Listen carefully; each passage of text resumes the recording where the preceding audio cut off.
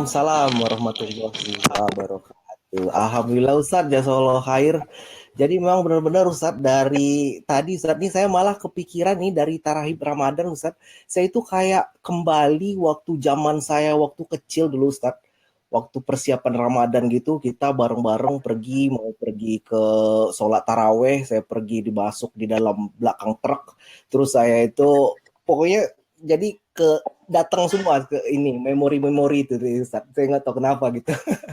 Alhamdulillah. Jadi dari memori itu saya mau kayak mengganti lagi memori itu ya dengan cerita kita kali ini, dengan ceramah kita kali ini tuh, dengan memberikan suatu percikan dengan rasa-rasa positif tadi Ustaz. Ini saya benar-benar buat saya sendiri nih Ustaz ya, tentang kepemimpinan tadi tuh kayak saya berasa itu kayak rasanya kok saya jadi kayak berasa ditampar bolak-balik Ustaz sebenarnya Ustaz.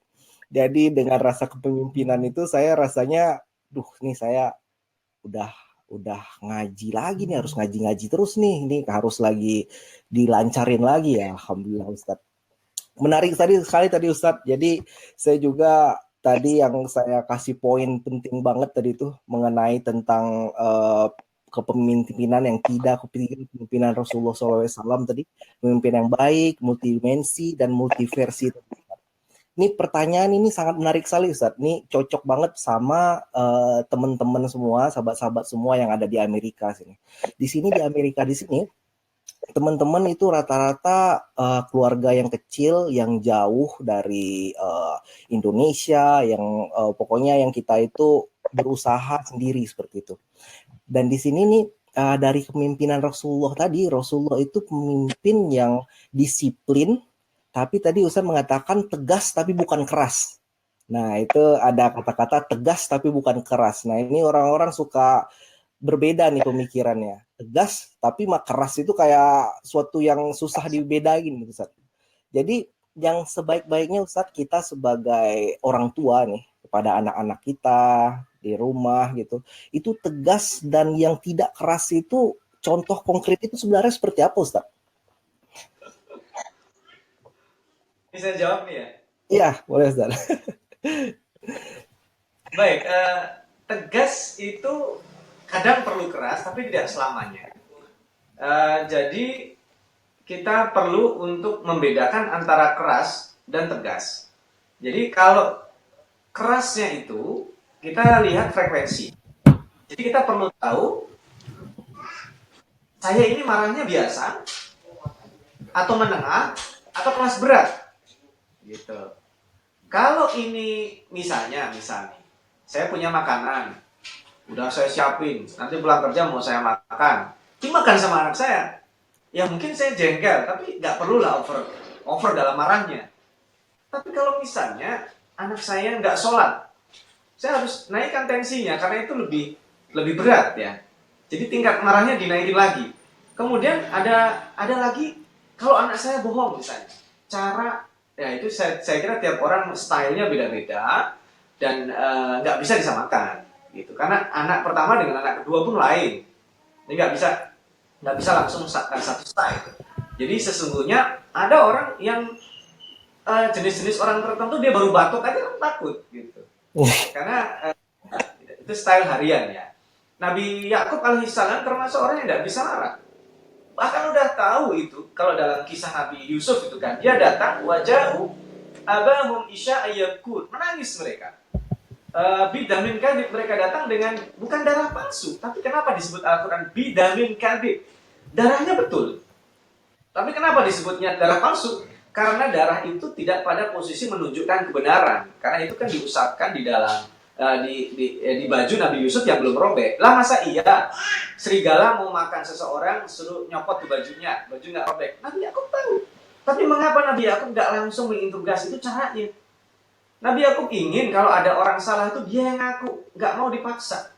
Ada orang modelnya seperti itu. Ada orang modelnya kayak Nabi Musa. Ada orang modelnya kayak Nabi Isa. Semua para nabi itu cocok untuk kita. Bahkan di Amerika sendiri belum tentu sama. Orang yang ada di komplek ini dengan komplek itu, orang yang belajar ini dengan itu, nggak bisa. Itu nggak bisa satu style, beda-beda. Makanya nanti dalam seseorang, kan kalau tadi yang diceritakan kan tegasnya. Nah, belum nanti kalau romantisnya, kan ada juga sisi itu yang tentu dalam kajian keluarga akan kita eksplorasi lebih besar. Karena Rasul sebagai seorang ayah, itu juga gak kalah sabarnya. Bayangin, punya anak 7, semuanya meninggal dunia semasa hidupnya, kecuali satu. Itu pun satu meninggal 6 bulan berikutnya. Dan yang laki-laki nggak ada yang umurnya di atas 2 tahun. Itu kan berat. Berinteraksi dengan itu apa? Nah, itu juga lain lagi dari dalam menyikapi musibah. Seorang pemimpin dalam menyikapi musibah bagaimana? Nggak ada cerita beliau itu lebay dalam menyikapi musibah. Bahkan ketika Ibrahim meninggal dunia, beliau menangis, kemudian ada gerhana, beliau langsung tegur, enggak ada ya hubungannya gerhana ini sama kematian Ibrahim, enggak ada. Itu ayat-ayat Allah, kematian Ibrahim takdir Allah, lain. Jadi saya kira itu ketegasan berbeda dengan kekerasan. Apalagi kalau kekerasan fisik tidak dianjurkan, gitu, saya kira. Jadi ada tensi, saya kira tidak harus keras. Masing-masing punya style. Wallahu a'lam. Jazakallah khair Ustaz. Jadi beda orang, beda cara, dan beda orang itu ada maksud tertentu ya Ustaz ya. Asal kita tuh mendidik dengan Al-Quran tadi seperti Ustaz bilang tadi. Segala sesuatunya itu mengerucut lagi masuk ke dalam Al-Quran. Jadi itu memang benar-benar map kayak Google Map kita di dunia seperti itu Ustaz ya. Insya Allah. Nah, dan ini ada pertanyaan lagi yang menarik lagi, kelanjutan dari pertanyaan tadi Ustaz. Nah, ini sekarang nih bagi ya kayak saya pribadi gitu Ustaz. Sekarang di bulan Ramadan nanti itu kan kita itu harus bulan kesabaran, bulan yang kasih sayang segala macam. Nah, itu untuk menerapkan kedisiplinan yang tidak keras itu di bulan Ramadan seperti apa Ustaz? Karena bingung kan. Kita itu mau marah nggak boleh, cuman pada anak-anak pada ini gitu, pada nggak bisa diatur, tapi nah itu gimana membalance-nya gitu Ustaz? Baik, sesungguhnya kita di bulan Ramadan itu yang dilatih bukan menahan diri dari sesuatu yang nggak boleh. Jadi sesuatu yang boleh pun disuruh menahan diri. Kan kita puasa itu dari subuh sampai maghrib, yang kita tahan kan makanan halal, minuman halal, berhubungan dengan suami istri yang boleh dan sah dan halal. Tapi kenapa ditahan? Supaya selama 1 bulan itu kita mengendalikan yang boleh. Kita nggak berlebih-lebihan, disiplin, ada waktunya. Maka kalau sudah stylenya 1 bulan itu gampang, diharapkan 11 bulan berikutnya easy, gitu, gampang. Dan itu kan bentuknya rekayasa. Gini, kalau hari ini orang puasa hebat, kenapa? Yang nggak puasa lebih banyak.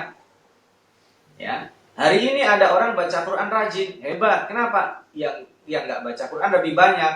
Artinya sedikit itu berprestasi. Yang sodakoh demikian, yang qiyamul lail, sholat malam juga dikit. Tapi nanti di bulan Ramadan ada orang puasa, dia merasa hebat. Emang yang puasa situ aja. Saya juga. Jadi orang puasa yang aslinya baik menjadi biasa-biasa. Kenapa? Karena semua orang jadi baik. Gitu. Yang baca Quran menjadi biasa aja. Kenapa? Semuanya jadi baik. Yang qiyamul lail menjadi biasa. Kenapa? Semua orang menjadi baik. Itu disebut rekayasa sosial. Doa ibadur rahman Al-Furqan 74 terlaksana. Wa ja'alna lil muttaqina imama. Muttaqinya udah ada, yang pemimpin yang terbaik di antara orang bertakwa. Latihan. Tapi coba kalau terbalik. Kaidahnya kan idza kathural munkar sara ma'rufan. Kemungkaran kalau jadi banyak, maka kemungkaran itu menjadi ma'ruf, bukan menjadi baik, tapi sulit untuk diingkari. Coba, mohon maaf, na'udzubillah misalnya, semua orang buka aurat. Yang nutup aurat pasti menjadi mungkar.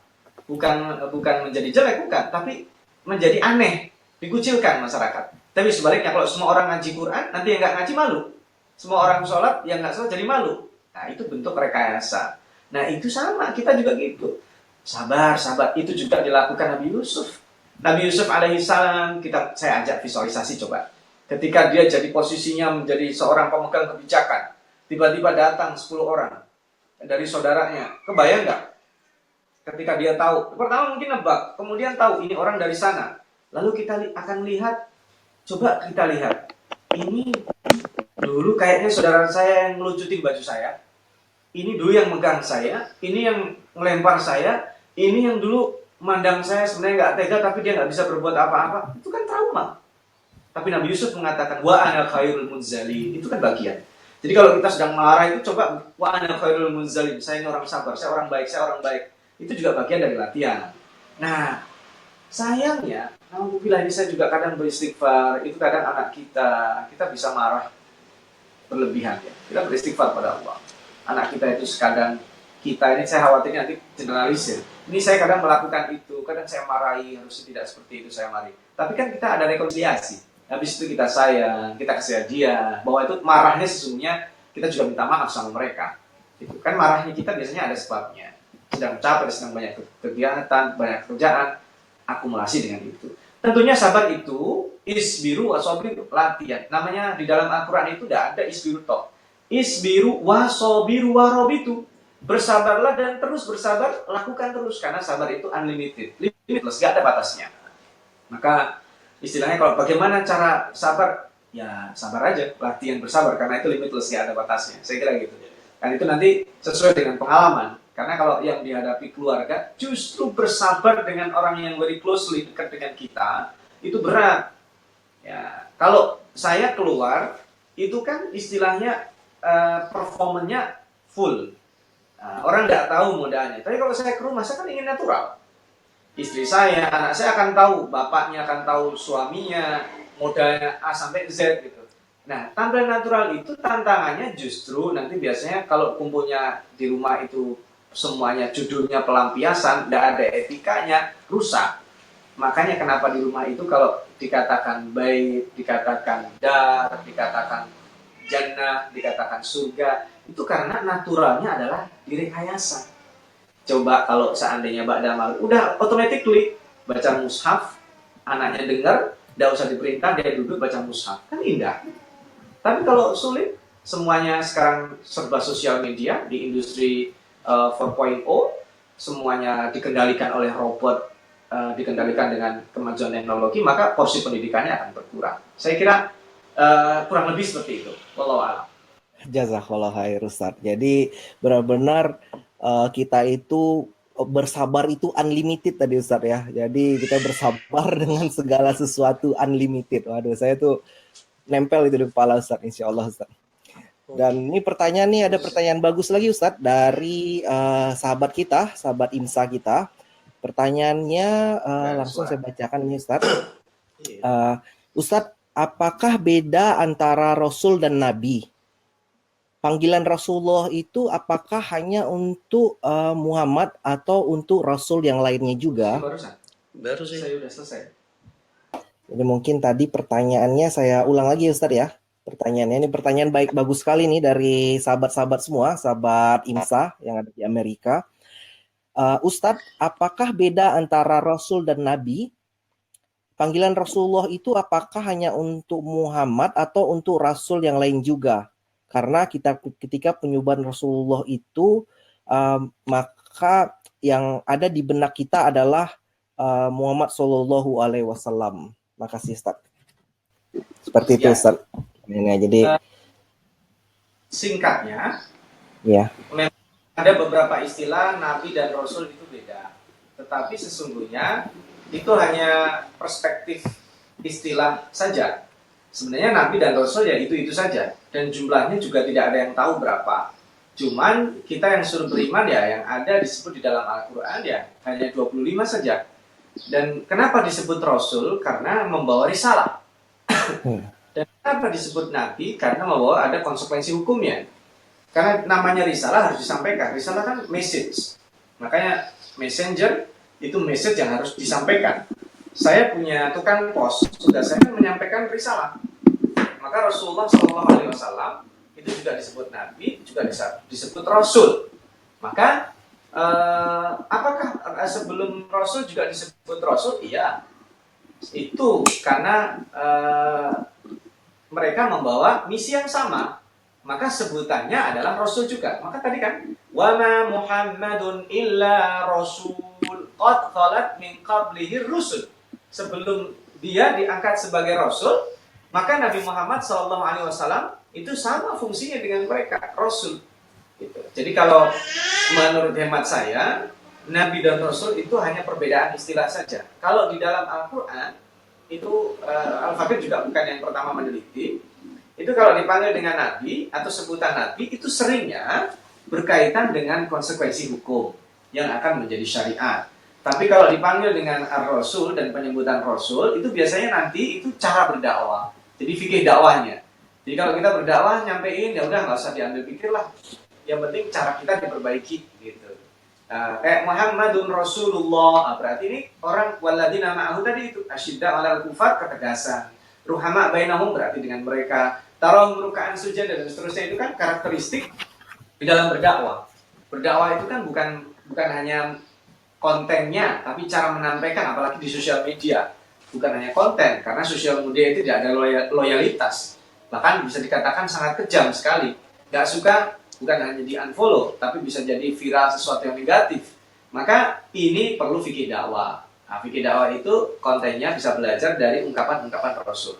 Itu secara linguistik di dalam ilmu Al-Quran dipelajari. Kalau disebut Nabi begini, kalau disebut Rasul begini.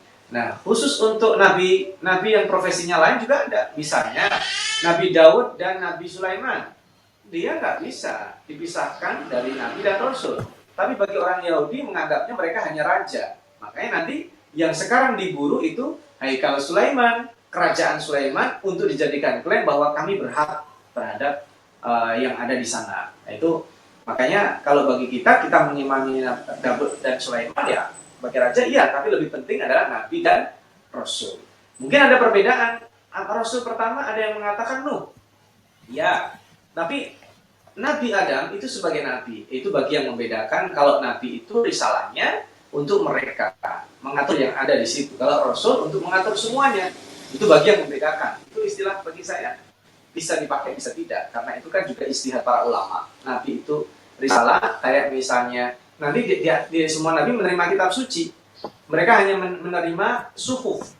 Suhufi Ibrahim wa Musa. Nabi Adam menerima suhuf. Putranya Isis menerima suhuf. Itu panduan yang tidak terlalu tebal. Ketika ada kitab suci, itu panduan global, terinci. Nanti ada kitab suci pertama diganti dengan berikutnya. Di antara itu ada space cukup dengan suhuf, aturan-aturan yang sangat ringkas. Ada juga yang dapat dua-duanya. Nabi Musa dapat Taurat, kitab suci, dan dapat suhuf.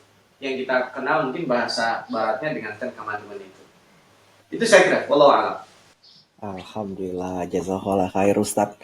Jadi semakin jelas sekarang Ustaz, insya Allah. Jadi memang pengertiannya seperti itu. Nah, ini pertanyaan, mungkin kita pertanyaan terakhir kita di sesi kita kali ini. Ini pertanyaan terakhir ditutup dengan pertanyaan yang sangat bagus sekali Ustaz. Ini pertanyaan yang lagi diperbincangkan di tahun 2019 nih, tentang penyoblosan nih Ustaz sebenarnya. Dan ini pertanyaannya, dalam memilih pemimpin saat ini, idealnya akan kita mengikuti Rasulullah SAW sebagai inspirasi sebagai pemimpin itu sendiri. Bagaimana panduan kita dalam memilih pemimpin yang paling sesuai, Ustaz? Karena kesesuaian 100% itu bisa dibilang mustahil sekarang ditemui yang bersifat seperti sama dengan Rasulullah. Jadi ini mungkin tips dan triknya seperti apa. Dan mungkin ini pertanyaan kita yang terakhir, Ustaz. Setelah ini Ustadz mohon nanti dibacakan intisarinya dan pesan-pesan terakhir dari Ustadz, dan juga nanti disambung dengan doa penutup Ustadz. Ya, silakan Ustadz. Baik. Bismillahirrahmanirrahim. Memilih pemimpin ada panduannya. Kalau kita lihat dari skup bertingkat ya. Kalau saya sebagai seorang muslim yang taat, berarti panduan saya yang pertama ideologis. Artinya saya akan mengutamakan, karena itu diutamakan, pemimpin yang akan membuat inspirasi seperti yang tadi disebutkan. Ada keteladanan, motivasi, kepercayaan yang membawa lebih dekat kepada Allah Subhanahu wa Ta'ala. Dan tentu diutamakan itu adalah pemimpin yang punya ideologi dengan saya. Lalu kemudian ada syubhat. Itu berarti sangat eksklusif dong? Oh tidak. Bukan berarti saya tidak, nantinya pemimpin yang muslim ini akan membahayakan pemimpin yang lainnya. Maka dicari pemimpin muslim yang inklusif. Pemimpin muslim yang punya sifat-sifat tadi itu. Sifat-sifat yang tadi disebut, konsepnya ada 8, kepemimpinan, inspirasi kepemimpinan Rasulullah SAW. Nanti bertingkat lagi, kalau seandainya pemimpin yang ideal itu nggak ada, ya jadi, kan ini kan konsepnya kalau pemimpin itu sering orang tanya langsung pucuknya. Harusnya ditanyanya itu waja'alna lil muttaqina imama. Berarti kita sediakan grassroots-nya dulu. Kita perbaiki rumah tangga, masyarakat, struktur kita, itu otomatis nanti yang terjadi pemimpin yang diberikan Allah yang terbaik di antara kita. Maka kalau pertanyaan 2019 itu larinya kepada kriteria, ya sekarang yang ada silakan dimunculkan nanti diuji publik. Yang diutamakan dengan itu kan pertama ideologi, mengamankan akidah kita. Itu nanti judulnya dengan yang non-muslim bagaimana? Itu kan bagian dari toleransi. Menurut konsep saya sebagai muslim, kami sanggup kok memimpin peradaban. Nah, maka layaknya lah tokoh dari muslim ini kita munculkan misalnya. Nah, kita bukan berarti yang non-muslim gimana Ustaz? Saya kini ada konsep dan apalagi masa sih iya dari umat mayoritas tidak ada. Gitu. Nah, ini in case ternyata tidak ada bagaimana? Nah, kita kepada yang paling ideal dulu. Namanya cita-cita, jangan dimulai dari yang nomor sekian. Nomor 1 dulu. Nomor 1 nggak ada pilihan, nomor 2. Nomor 2 nggak ada, nomor 3. Terus dan seterusnya. Sampai pilihan-pilihan terakhir itu kan saya kira wajar. Jangan sampai kita ngambil dari step yang terendah. Yang pertama. Yang kedua, kalau hubungannya dengan politik, istihad politik, jangan sampai itu mengganggu ukhuwah. Istihad politik itu nanti akan punya konsekuensi. Ya, namanya politik sering diidentikan dengan kekuasaan. Peradaban Islam saja, kalau saya mengajar di kelas, sering dikatakan berakhir ketika Turki Utsmani runtuh 1924. Padahal peradaban itu yang disebut peradaban politik dan kekuasaan. Kita punya peradaban ilmu, punya peradaban akhlak, punya peradaban nilai. Kalau peradaban dinilai dari sisi fisiknya atau sisi fungsi politik dan kekuasaannya sangat kecil sekali. Politik itu porsinya ada. Kita harus aware. Kalau tidak aware, karena kekuasaan itu juga punya porsi yang besar. Tapi jangan menjadikan itu segala-galanya. Akan jadi keras karena politik itu identik dengan kompetisi, identik dengan kompetitor yang ada bisa jadi nanti tidak sehat dalam berkompetisi. Maka saran saya, kita yang muslim, kita kuatkan komunitas, maka tidak usah disuruh, tidak usah diminta kriteria, akan tahu bahwa pemimpin yang baik menurut versi saya itu apa. Ya paling tidak ya yang saya inginkan, saya menuju ke sana. Saya kira itu dibuat group value, komunitas yang bagus. Dan yang terakhir, doa waja'alna lil muttaqina imama itu. Dan itu dimulai dari mana? Ya dari bulan Ramadan. Itu kan bagian dari rekayasa yang terbaik. Coba yang terbaik di antara yang terbaik di bulan Ramadan itu kan yang puasa, yang mulai baca Quran, sedekah itu full. Kalau sekarang yang terbaik sekarang puasa sunnah aja udah oke 1-2 hari. Tapi kalau Ramadan kan enggak. Yang puasa full, yang sholatnya, yang mulai full, yang baca Qurannya banyak, yang sedekahnya banyak, itu kan leverage-nya jadi naik tingkatannya. Maka komunitas, buatlah komunitas sebanyak-banyaknya, komunitas yang baik, maka akan menjadi kebaikan yang luar biasa. Itu saya kira. Dan sebagai konklusi, saya mencoba mengambil 2 poin penting. Yang pertama, konklusi Nabi Muhammad. Kenapa justru tidak disebut namanya? Tidak seperti Nabi Musa yang sangat banyak, tapi Nabi Muhammad disebut hanya 4 kali karena yang ditonjolkan bukan Nabi Muhammadnya, tapi yang ditonjolkan adalah fungsi kenabian dan risalahnya dari Allah. Yang kedua, Nabi Muhammad itu menjadi mulia karena diberikan Al-Quran. Tadi kita katakan, siapa yang berinteraksi dengan Al-Quran akan menjadi yang paling mulia. Malaikatnya menjadi malaikat termulia, nabinya menjadi nabi termulia, malamnya menjadi malam yang luar biasa, khairun min alfi syahr, bulannya menjadi bulan mulia. Nah, tinggal siapa umat yang ingin memimpin peradaban paling mulia di antara manusia, berinteraksilah dengan Al-Quran. Jadikanlah rumah bercahaya, jangan jadi kuburan. Itu yang poin pertama. Yang kedua, poin kepemimpinan itu kita diajarkan bukan universi. Ingat, kita mengenal universi. Tapi kita diajarkan Allah, alhamdulillah, rabbil alamin. Itu multiversi. Kita ini bersaudara dengan orang yang sudah lewat dan nanti akan datang. Artinya apa? Bagi saya penting anak saya itu sholat atau tidak. Bagi saya penting anak saya mengenal Quran atau tidak. Itu karena kita multiversi. Kita nanti udah mati, bukan selesai anak kita kesinambungan. Ayah saya sudah meninggal, saya juga harus jadi anak soleh, mendoakan mereka. Ciri-ciri orang soleh itu apa? Salah satunya doain orang tua, kan? Yang sudah lewat, ama yang akan datang. Itu multiversi. Kanan kiri saudara, satu bangsa, satu suku dan yang lainnya. Jadi itu konsep multiversi yang luar biasa. Itu kemungkinan yang Ya, luar biasa. Artinya seseorang memiliki visualisasi tentang masa depan yang sangat banyak. Saya tutup dengan doa Nabi Ibrahim alaihissalam dalam surat Asy-Syu'ara ayat 84. Beliau berdoa, waj'al li lisana sidqin fil akhirin. Jadikan aku buah tutur yang baik bagi orang yang datang aku. Itu coba kita bayangkan. Saya sekarang jadi ayah. Kalau anak saya menikah, punya anak, dia jadi ayah, saya jadi kakek. Nanti anak saya punya cucu, jadi kakek, saya terdesak. Maka suatu ketika dalam satu lini masa, nama saya bisa hilang. Sekarang saya hanya bisa mengingat nama ayah dari ayah saya atau kakek. Nama ayah dari kakek saya tidak tahu. Nanti suatu ketika nama saya akan terdesak secara peradaban. Dan Nabi Ibrahim punya misi mengekalkan namanya di bibir-bibir orang saleh. Hingga saat ini dikabulkan oleh Allah, kita salat bersalawat kepada Nabi Muhammad dan Nabi Ibrahim. Maka misi kita sesungguhnya adalah mengekalkan bibir-bibir orang saleh akan mendoakan kita. Even itu tidak terjadi, Allah melakukannya itu, kita tidak dikenal di bumi, tapi dikenal di langit.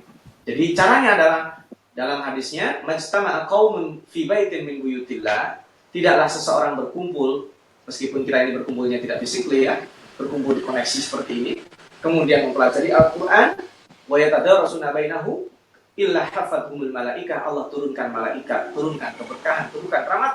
Dan yang terakhir, wa dzakarallahu fi man indah, disebut nama kita satu persatu by name di langit sehingga dikenal malaikat. Malaikat itu turun, itu ya orang yang disebut Allah. Bisa jadi dia tidak terkenal. Nah, cara itulah yang menyebabkan kita punya visi bertahan selama-lamanya. Saya kira itu cukup sekian saja perjumpaan kita. Mungkin secara tidak fisik kita hanya bertemu muka seperti ini, mudah-mudahan bermanfaat. Saya kira itu, mohon maaf atas segala kekurangan, mudah-mudahan Allah berikan kekuatan kita, kesehatan lahir dan batin, sehingga kita bisa gunakan sebaik-baiknya datangnya bulan Ramadan, dan kita bisa bagus berinteraksi dengan Al-Quran untuk menjadi umat yang terbaik, berkontribusi, bukan hanya dianggap, tapi bermanfaat. Saya kira itu. Terima kasih. Wajazakumullah khairan. Jazakallah khair Ustadz. Jadi ternyata memang benar-benar kata kuncinya Al-Quran, Al-Quran, Al-Quran Ustadz. Al-Quran sebagai tujuan hidup kita, sebagai map dari hidup kita ini sekarang. Alhamdulillah. Dan juga kita sebagai pemimpin kita harus multiversi dan kita bisa visualisasi ke depan. Alhamdulillah Ustadz, buat saya pribadi ini menjadi bahan penting, PR penting bagi saya pribadi. Kita harus lebih mengedepankan Al-Quran lagi Ustadz. Jazakallah khair Ustadz. Terima kasih atas tausiahnya, dan mudah-mudahan nih kita sekarang masih live streaming sekarang, mudah-mudahan kita bisa bersilaturahmi langsung ini, kita bisa bisa ketemu langsung, off air langsung, kita ketemu langsung. Aduh, udah penasaran semua nih semuanya Ustadz, insya Allah Ustadz. Jadi juga saya mau menghimbau lagi buat teman-teman semua, sahabat-sahabat semua, nanti kita bakalan ada quiz di akhir acara ini, jadi ada link di Facebook kita, ntar ada linknya mengenai tarif Ramadan ini, dan ada hadiahnya dari quiz itu sendiri, insya Allah. Jazakallah khair Ustadz, mudah-mudahan Ustadz di sana semua keluarga sehat-sehat semua, dilancarkan lagi rezekinya Ustadz, dan kita semua bisa masuk Ramadan ini dengan jiwa yang ini Ustadz udah siap gitu, insya Allah. Makasih juga bagi kru-kru semua, kru-kru Radio IMSA dan juga kru-kru IMSA Sister semuanya. Dan mudah-mudahan semuanya diberi kesehatan semua. Dan kita akhiri acara kita kali ini, tausiah kita ini dengan mengucapkan Alhamdulillahirobbilalamin. Wassalamualaikum warahmatullahi wabarakatuh.